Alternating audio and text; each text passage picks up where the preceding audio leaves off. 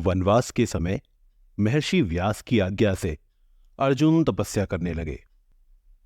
उनकी तपस्या से प्रसन्न होकर भगवान शिव ने उन्हें पाशुपति अस्त्र दिया।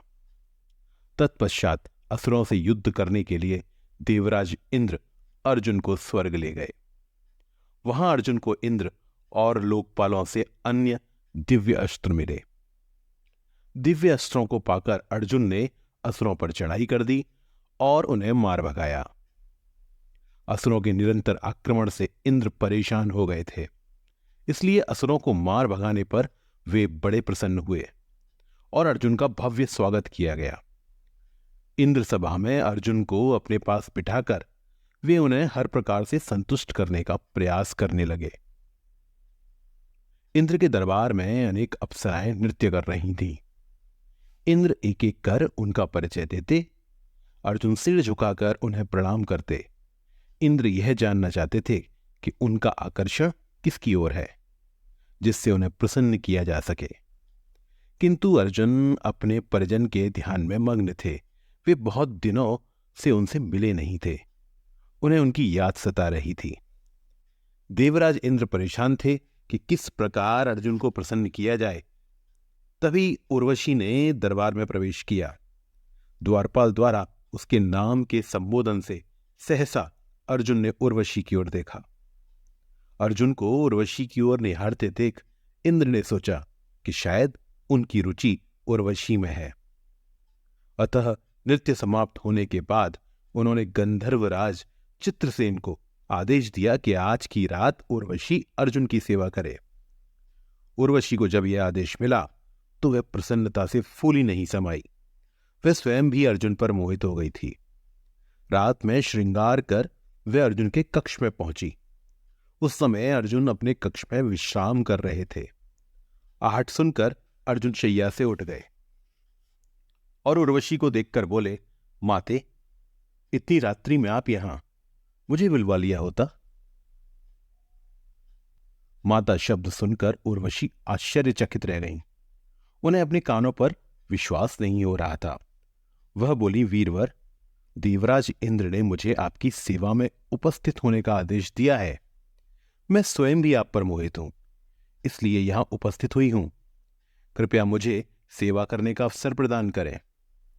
अर्जुन ने गंभीरता से उनकी बात सुनी। फिर बोले, इस प्रकार के अनुचित शब्द न दोहराएं। आप कुरुकुल की जननी है, इस नाते मेरी माता है। दरबार में मैंने इसी भाव से आपको देखा था और माता के रूप में ही आप ये दर्शन किए थे। किंतु उर्वशी अर्जुन की बात को अनसुना करते हुए बोली, वीरवर, स्वर्ग में जितनी भी अप्सराएं हैं वे न तो किसी की माता है, न किसी की बहन और न ही किसी की पत्नी। स्वर्ग में आने वाला प्राणी अपने पुण्य कर्मों के अनुसार ही हमारा उपभोग करता है। यहां का यही नियम है, इसलिए आप मुझे देवराज इंद्र की आज्ञा का पालन करने दें। अर्जुन बोले, जिस प्रकार कुंती, इंद्राणी, माद्री आदि मेरी माताएं हैं, उसी प्रकार आप भी हैं। इसलिए मुझे अपना पुत्र समझकर उसी अनुरूप व्यवहार करें।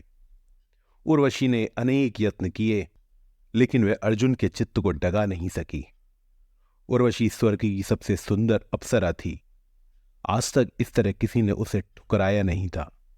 वह आहत होकर बोली, अर्जुन, तुमने एक नपुंसक की भांति मेरा अपमान किया है। जाओ, मैं श्राप देती हूं कि 1 वर्ष तक तुम हिजड़े की भांति नृत्यगान करते हुए गुजारोगे। यह कहकर क्रोधित उर्वशी प्रस्थान कर गई। अर्जुन ने माता का यह श्राप आशीर्वाद समझकर ग्रहण कर लिया। यह घटना जब इंद्र को ज्ञात हुई तो वे बहुत प्रसन्न हुए और अर्जुन के पास जाकर बोले, वत्स, तुम जैसे धर्म का पालन करने वाले को कोई भी विपत्ति कष्ट नहीं पहुंचा सकती, अपितु शाप भी आशीर्वाद बन जाता है। जब तुम अज्ञातवास का 1 वर्ष व्यतीत करोगे तब यह शाप तुम्हारे लिए वरदान सिद्ध होगा। उर्वशी द्वारा 1 वर्ष का श्राप तुम्हारे लिए पृथ्वी पर भी 1 वर्ष के बराबर ही होगा। इस प्रकार अर्जुन ने 1 वर्ष का अज्ञातवास किन्नर के रूप में व्यतीत किया और उसे कोई पहचान नहीं सका। इस प्रकार शाप भी उसके लिए वरदान बन गया। यह कथा लोक कथाओं पर आधारित थी।